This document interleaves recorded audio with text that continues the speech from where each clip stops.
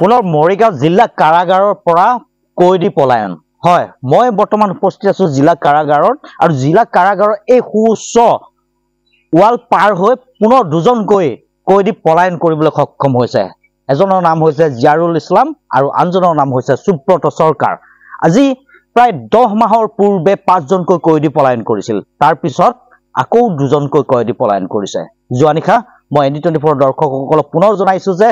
মৰিগাঁও জিলা কাৰাগাৰৰ পৰা এই ওয়াল সুউচ্চ ওয়াল পাৰ হৈ দুজনকৈ কৈদি পলায়ন কৰিবলৈ সক্ষম হৈছে দৰ্শকসকলক জনাইছো প্ৰকৃততে কি হৈছে মৰিগাঁও জিলা কাৰাগাৰত প্ৰথমে 5 জনকৈ তাৰ পিছত দুজন এয়া হৈছে মৰিগাঁও জিলা কাৰাগাৰৰ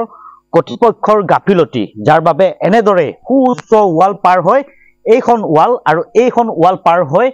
এই পথটোৰেদি পলায়ন কৰিবলৈ সক্ষম হৈছিল দুজনকৈ অপৰাধী যি দুজন অপৰাধী পক্সো আইনৰ অধীনত ইয়াত কাৰাবাস খাটি আছিল তাৰে জিয়াৰুল ইছলাম নামৰ যিজন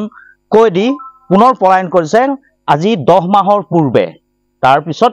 তেখেতে আহি আত্মসমৰ্পণ কৰিছিল কিন্তু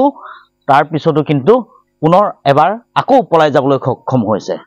কিমান সুপাঢিলা নীতি হোৱাৰ বাবে সুপাঢিলা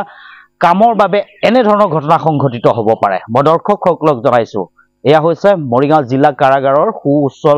দেৱাল পাৰ হৈ পুনৰ দুজনকৈ কৈদি পলায়ন কৰিবলৈ সক্ষম হৈছে কিন্তু ইমানৰ পিছতো আৰক্ষীয়ে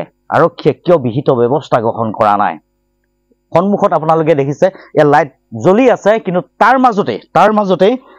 পহৰাদাৰ হয়তো নথকাৰ বাবে এনেদৰে পলায়ন কৰিবলৈ সক্ষম হৈছিল আমি ND24 দৰ্শকসকলক আজি 10 মাহৰ পূৰ্বে প্ৰায় প্ৰতিদিনেই 2-3টাকৈ নিউজ সম্প্ৰচাৰ কৰাৰ পিছত এনেদৰে লাইট পুনৰ লগাইছিল কিন্তু ইয়াত পহৰাদাৰ অভাৱৰ বাবে পুনৰ দুজনকৈ কৈদি পলায়ন কৰিবলৈ সক্ষম হৈছে এয়া হৈছে মৰিগাঁও জিলা কাৰাগাৰ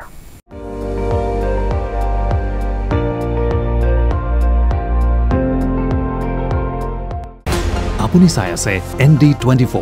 সৰ্বশ্ৰেষ্ঠ নহয় সৰ্বোত্তমৰ দৌৰত